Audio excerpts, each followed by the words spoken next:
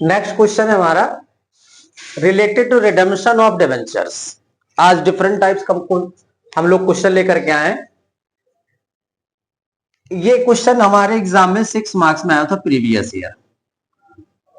देखिए दो case given है, केस ए और बी, और हर एक केस में 3 एंट्रीज पास हुई। वैसे 2 होती थी, लेकिन एक्चुअली क्वेश्चन पूछा कि pass necessary journal entries relating to issue of debentures and to write off. किसको राइट ऑफ करना है? डिस्काउंट या फिर लॉस।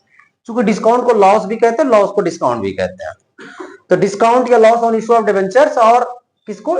Issue of debentures. आपको 2 एंट्री तो मालूम है पहले से, 1 एंट्री और ऐड कर देंगे तो एक केस में 3 एंट्रीज हो जाएंगी, दूसरे केस में भी 3। कुल मिलाकर के टोटल एंट्रीज कितनी होंगी? 6। चलिए एंट्रीज वैसे ही होगी जैसे पहले एंट्रीज होती थी। Case number A, entry first,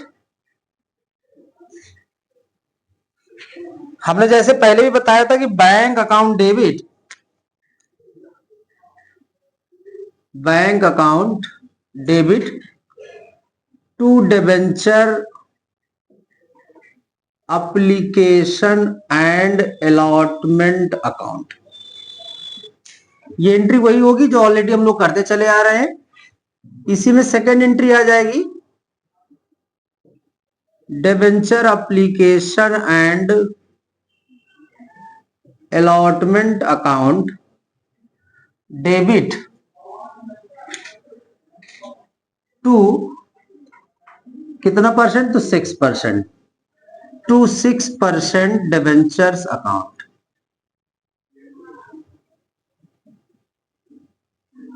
second entry हो गई। अब इसकी थर्ड एंट्री के बाद में बात करेंगे, पहले इसको सॉल्यूशन देखते हैं। कह रहा है कि 900 ऑफ रुपीज 1000 इज, तो कितना हो जाएगा? इसकी अमाउंट आ जाएगी 9 लाख। 900 के आगे 3 जीरो के बढ़ जाएंगे, तो 900 मल्टीप्लाई 1000 कितना हो जाएगा? 9 लाख। किस पे इशू कर रहा है? कह रहा है 5% डिस्काउंट पे इशू कर रहा है। तो 9 लाख का 5% डिस्काउंट, डिस्काउंट हमने बताया था कि डिस्काउंट हमेशा डेबिट होता है। तो discount on debenture account debit कितना आ जाएगा? तो 9 लाख का 5% 45,000। 9 लाख में से 45 जाएंगे तो बचेगा 8,55,000, और जो रिमेनिंग अमाउंट होती है वही फर्स्ट एंट्री में पुट कर देते हैं, 8,55,000। तीसरी एंट्री पास होगी, उसकी भी बात कर ले रहे हैं। तीसरी एंट्री के बारे में बहुत अच्छी बात यह है कि ये जो लॉस होता है या डिस्काउंट, दोनों बात एक ही कह रहा है कि write off discount slash loss, चाहे लॉस कहिए चाहे discount, both are loss to the company. Loss को हमेशा सिक्योरिटीज प्रीमियम से राइट ऑफ करते हैं, सिक्योरिटीज प्रीमियम से राइट ऑफ करते हैं। यानी कि अगर स्टेट सिक्योरिटीज प्रीमियम का बैलेंस सफिशिएंट है तो उससे राइट ऑफ करेंगे। अगर सिक्योरिटीज प्रीमियम की अमाउंट लेस देन होगी तो स्टेटमेंट ऑफ पीएल का भी यूज करेंगे। अगर एग्जाम में भी आता है ना तो उसकी डिस्काउंट ऑन डिबेंचर या loss on debenture write off, तो write off against securities premium, सबसे पहले सिक्योरिटीज प्रीमियम से राइट ऑफ करेंगे, देन किसका यूज करेंगे? Statement of PL. तो सबसे पहले देखिए सिक्योरिटीज प्रीमियम का 50,000 बैलेंस गिवन है। कितना बैलेंस है? 50,000। तो एंट्री थर्ड वाली पास कर लेंगे। यही एक नई चीज यहां पर है, securities premium account debit to discount on debenture account. अब देखिए इस केस में डिस्काउंट ऑन डिबेंचर कितना है? 45,000, और हमारे पास कितना है? ये प्रीमियम 50। तो 50 में से 45 आराम से राइट ऑफ हो जाएगा। 50,000 हमारे पास सिक्योरिटीज प्रीमियम है, 45,000 का लॉस हुआ है, तो 50 में से 45 आराम से राइट ऑफ हो जाए, कोई इशू नहीं है। तो 45,000 राइट ऑफ करना, तो 45,000 हमने क्या किया? राइट ऑफ कर लिया। अगर यहां पर ये 40,000 होता तो 40,000 प्रीमियम 5,000 के स्टेटमेंट ऑफ पीएल भी लाना पड़ता। 45,000 से अगर सिक्योरिटीज प्रीमियम डिस्काउंट से अगर प्रीमियम ज्यादा है, प्रीमियम की अमाउंट अगर मोर देन है डिस्काउंट से, तो स्टेटमेंट ऑफ पीएल का यूज नहीं होगा। स्टेटमेंट ऑफ पीएल कब आएगा? जब सिक्योरिटीज प्रीमियम की अमाउंट डिस्काउंट से लेस देन हो। तो पहले वाले में तो मोर देन है तो नहीं आएगा, सेकंड वाले में देखते शायद लेस देन हो जाए। अब केस नंबर बी की बात करेंगे। क्वेश्चन में फिर से वही एंट्री दोबारा रिपीट करेंगे same. Bank account debit to debenture application and allotment account.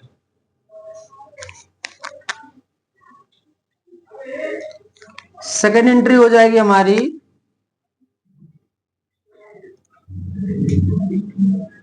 Debenture application and allotment account debit. अब यहां पर देखते कह रहे हैं कि shoot 10% discount and redeemable at a premium of 10%। मेरी बात को ध्यान समझिएगा, डिस्काउंट भी डेबिट होता है, जिस पे रिडेम्पशन होता है वो भी डेबिट होता है लॉस। तो टोटल लॉस कंपनी कितना हो गया, 10 + 10 20% का लॉस हो गया। कितना लॉस हो गया, 10% डिस्काउंट इशू करने में और 10% रिडेम्पशन पर। तो मैं दोनों को इस तरीके भी लिख सकता हूं directly, loss on issue of debenture account debit to 8% debentures account to premium on redemption of debenture। ऐसी भी एंट्री पास कर सकते, डिस्काउंट को ना लिख करके लॉस में डिस्काउंट प्लस लॉस दोनों को करके दिखाएंगे। सबसे पहले 7 लाख अमाउंट हो जाएगी, 7 लाख का 10%, 7 लाख का 10% 70,000 हो जाएगा और ऊपर आ जाएगा 1,40,000। 1,40,000 कहां से आया, 70 ये प्लस 70 डिस्काउंट, दोनों को अलग अलग न लिख करके एक साथ लिख दिया। ये भी कॉन्सेप्ट सही माना जाता है। अभी हम discount on issue of debenture 70 से डेबिट करते, लॉस को भी 70 से डेबिट करते क्योंकि क्रेडिट 70 से है, 70 से डेबिट होगा। तो दोनों को अलग अलग न करके हमने एक साथ कर दिया। तो कितना आ जाएगा, 6,30,000 ये वैल्यू आ जाएगी, 6,30,000। थर्ड एंट्री जो पास करेंगे, securities premium account debit to loss on issue of debentures. अगर हम लॉस की बात करें, टोटल तो लॉस कितना हुआ है, 1,40,000 का लॉस हुआ टोटल हमें, 1,40,000 का। इस बात को समझें। और हमारे पास सिक्योरिटीज प्रीमियम का बैलेंस कितना है, 1 लाख। 1,40,000 को 1 लाख से राइट ऑफ नहीं कर सकते। जो बैलेंस बचा है उसका किसका यूज करेंगे, स्टेटमेंट ऑफ पीएल का, statement of profit and loss account debit 40,000 से। पहले वाले केस में एसपीआर मोर देन था डिस्काउंट से, फर्स्ट वाले केस में 45,000 डिस्काउंट था, एसपीआर की अमाउंट 50, एसपीआर मोर देन था, सिक्योरिटीज प्रीमियम मोर देन था। तो उस कंडीशन पे हमने स्टेटमेंट ऑफ पीएल का यूज नहीं किया। यहां पर सेकंड वाले केस में लॉस टोटल हो जाता 1,40,000 का, लेकिन हमारे पास प्रीमियम की अमाउंट क्या थी, लेस देन थी। जब लेस देन होती तो वहां पर statement of PL difference amount से आएगा। टोटल लॉस हुआ 1,40,000, एसपीआर था 1 लाख। तो डिफरेंस अमाउंट किस नाम से जानी जाएगी, स्टेटमेंट ऑफ पीएल के नाम से जानी जाएगी। ठीक है।